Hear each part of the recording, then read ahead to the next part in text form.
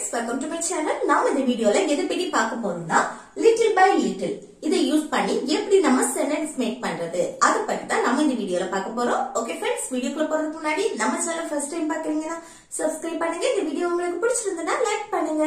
Okay, வீடியோக்குள்ள போகலாம். Okay, little by little அப்படினா கொஞ்சம் கொஞ்சமா நம்ம சொல்லுவோம்ல, கொஞ்சம் கொஞ்சமா சாப்பிட்டு கொஞ்சம் கொஞ்சமா கொண்டு வா, கொஞ்சம் கொஞ்சமா ஊற்று. நம்ம தண்ணியா இருக்கட்டும் இல்ல ஆயிலா இருக்கட்டும் ஏதாவது ஊற்றணும் அப்படின்னா கொஞ்சம் கொஞ்சமா ஊற்று. கொஞ்சம் கொஞ்சமா அவன் சேஞ்ச் ஆயிடுவான். இப்ப உடனே எப்படி அவன் மனசு மாறிடும், கொஞ்சம் வெயிட் பண்ணு, கொஞ்சம் கொஞ்சமா சேஞ்ச் ஆயிடுவான். இந்த மாதிரி கொஞ்சம் கொஞ்சமாக அப்படின்னு சொல்லுவோம்ல, அதுக்குதான் இந்த லிட்டில் பை லிட்டில் யூஸ் பண்ணுவோம். ஓகே, கொஞ்சம் கொஞ்சமாக. இப்போ எக்ஸாம்பிள் பாருங்க, கொஞ்சம் கொஞ்சமாக சாப்பிடு. நம்ம சொல்லுவோம்ல கொஞ்சம் கொஞ்சமா சாப்பிடு அப்படின்னு. அது எப்படி சொல்றது பாருங்க. இல்ல என்னது சப்ஜெக்ட் கிடையாது, கொஞ்சம் கொஞ்சமாக சாப்பிடு, சாப்பிடக்கூடிய வெர்ப் தான் வந்திருக்கு. அப்ப அந்த வெர்ப ஃபர்ஸ்ட் எழுதணும். சாப்பிடுறதுக்கு இங்கிலீஷ்ல என்னது ஈட், ஈட். அடுத்து கொஞ்சம் கொஞ்சமாக லிட்டில் பை லிட்டில்.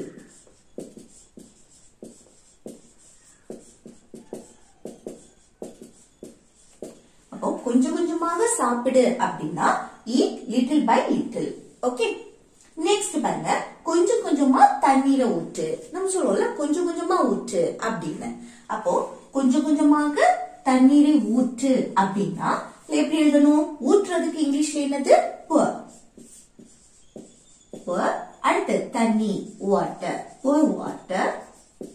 அடுத்து எப்படி கொஞ்சம் கொஞ்சமாக little by little.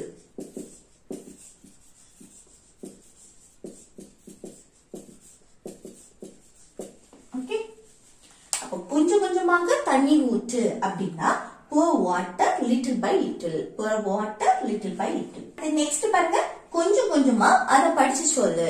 நம்ம இப்ப பிள்ளைங்களுக்கு என்ன ஒரு பெரிய பேராகிராஃப் இருந்ததுன்னா அதை படிக்கிறது கஷ்டமா இருக்கும் தானே. அப்ப நம்ம என்ன சொல்லுவோம், இது கொஞ்சம் கொஞ்சமா படிச்சு சொல்லு, இல்ல கொஞ்சம் கொஞ்சமா படி, இந்த மாதிரி சொல்லுவோம் தானே. அப்போ இத பாருங்க, கொஞ்சம் கொஞ்சமா அதை படிச்சு சொல்லு அப்படின்னா அதை படித்து அது வரைக்கும் ஃபர்ஸ்ட் எழுதுவோம். சரியா? அதை படித்து அப்படின்னு சொல்லும் போது ஸ்டடி, படிக்கிறதுக்கு இங்கிலீஷ்ல ஸ்டடி இட், அதை இட்.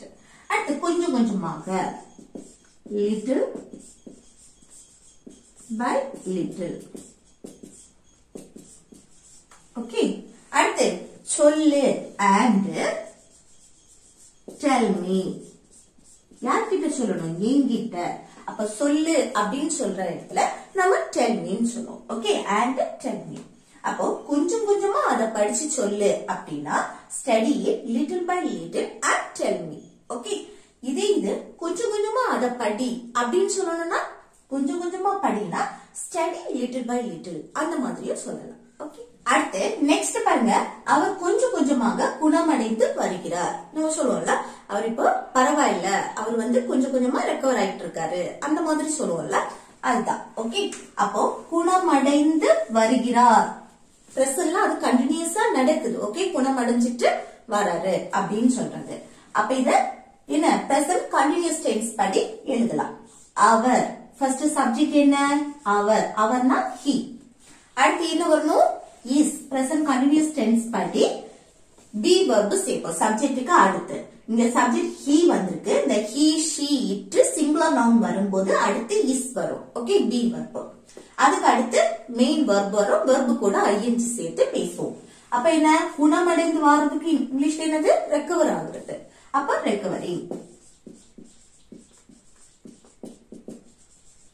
Okay, recovery. அடுத்து எப்படி? கொஞ்சம் கொஞ்சமாக little by little.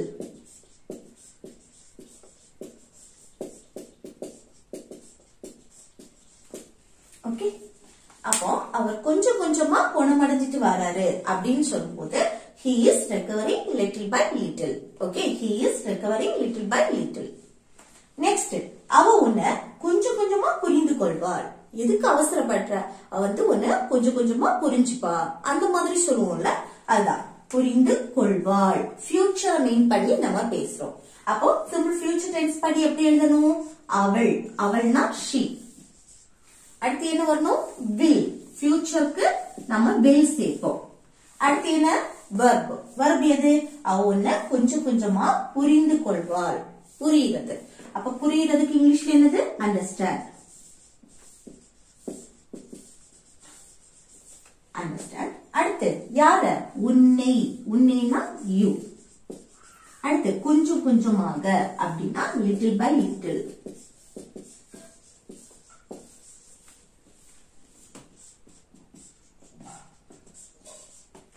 ஓகே. அப்போ அவள் உன்னை கொஞ்சம் கொஞ்சமா புரிஞ்சுப்பா அப்படின்னு சொல்றதுக்கு she will understand you little by little. she will understand you little by little. Okay. அடுத்து நெக்ஸ்ட் பாருங்க, கொஞ்சம் கொஞ்சமா அதை கொண்டு வா. நம்ம சொல்லுவோம்ல, நிறைய இருக்கு சோ நாள் தூக்க முடியாது, கொஞ்சம் கொஞ்சமா கொண்டு வா அப்படின்னு சொல்லுவோமா? அது எப்படி சொல்றது பாருங்க, கொஞ்சம் கொஞ்சமாக அதை கொண்டு வா. இல்ல சப்ஜெக்ட் கிடையாது. அப்ப இல்ல என்ன, verb தான் ஃபர்ஸ்ட் எழுதணும். கொண்டு வரதுக்கு இங்கிலீஷ்ல என்னது? bring. bring. அதை it. bring it அப்படின்னா அதை கொண்டு வா. எப்படி? கொஞ்சம் கொஞ்சமாக அப்படின்னு சொன்னா little by little.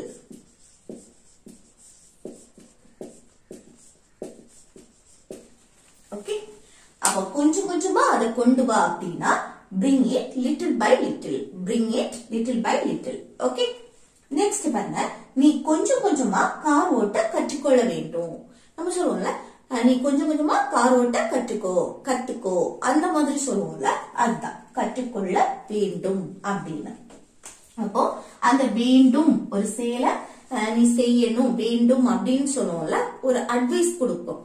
அந்த மாதிரி இடத்துல நம்ம என்ன should யூஸ் பண்ணி பேசுவோம். லாஸ்ட் வேண்டும் அப்படின்னு வந்தாலே நம்ம should தான் யூஸ் பண்ணுவோம். நான் இது செய்ய வேண்டும், நீ படிக்க வேண்டும், தூங்க வேண்டும் அந்த மாதிரி சொல்லும்போது. அப்போ இதுல என்ன should யூஸ் பண்ணி பேசணும். மாடல் ஃபர்ஸ்ட் பாருங்க, சப்ஜெக்ட். சப்ஜெக்ட் என்ன? நீ. நீனா you. யூக்கு அடுத்து என்ன வரணும்? should. Model verb. ஓகே. அடுத்து பாருங்க, verb வரணும். இல்ல verb எது? கொஞ்சம் கொஞ்சமா கார் ஓட்டுறதும் verb தான். அடுத்து கற்றுக்கொள்றதும் verb. அப்ப இல்ல ரெண்டு verb இருக்கு. அப்ப ஃபர்ஸ்ட் இது எழுதுவோம், கற்றுக்கொள்றது. கற்றுக்கொள்றதுக்கு இங்கிலீஷ்ல என்னது?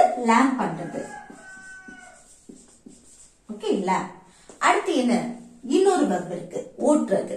அப்ப இத எழுதும் போது இன்ஃபினிட்டிவ் ஃபார்ம்ல எழுதணும். ஓகே, ஃபர்ஸ்ட் ஒரு verb எழுதியாச்சு. அடுத்த verb இன்ஃபினிட்டிவ் ஃபார்ம்ல எழுதுவோம். பாருங்க, இந்த ஓட்ட, எழுத, படிக்க, தூங்க இந்த உச்சரிப்புக்கெல்லாம் நம்ம இன்ஃபினிட்டி யூஸ் பண்ணுவோம். அப்போ இன்ஃபினிட்டி அப்படின்னா டு போட்டு அடுத்து அந்த verb அப்படியே எழுதணும். ஓட்டுறதுக்கு இங்கிலீஷ்ல என்னது? டிரைவ். டு டிரைவ் அப்படின்னா ஓட்டர். என்ன ஓட்டுறது? கார். அப்போ கார், ஒரே ஒரு காரை தான் மென்ஷன் பண்றோம். சோ a car அப்படின்னு போட்டிருக்கோம். ஓகே. அடுத்து கொஞ்சம் கொஞ்சமாக அப்படின்னா little by little.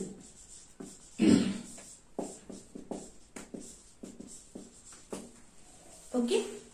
அப்போ நீ கொஞ்சம் கொஞ்சமா கார் ஓட்ட கற்றுக்கொள்ள வேண்டும். நீ கொஞ்சம் கொஞ்சமா கார் ஓட்ட கத்துக்கோ அந்த மாதிரி சொல்லும்போது you should learn to drive a car little by little.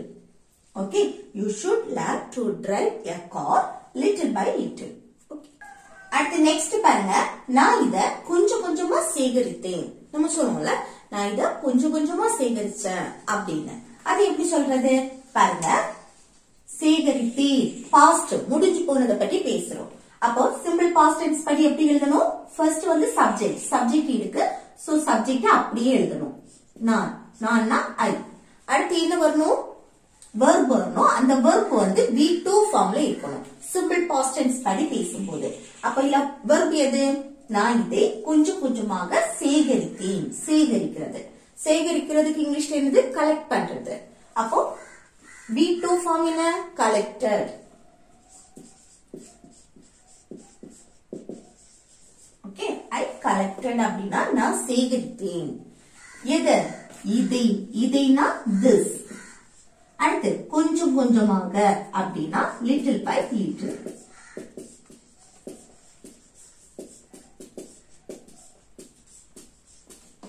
Okay. அப்ப நான் இத கொஞ்சம் கொஞ்சமா சேகரிச்சேன் அப்படின்னா I collected this little by little. Okay, I collected this little by little.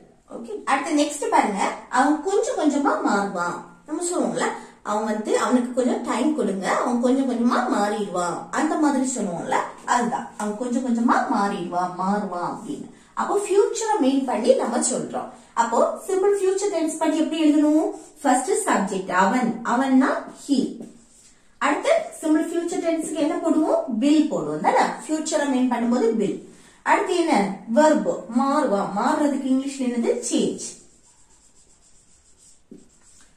அடுத்து கொஞ்சம் கொஞ்சமாக அப்படின்னா little by little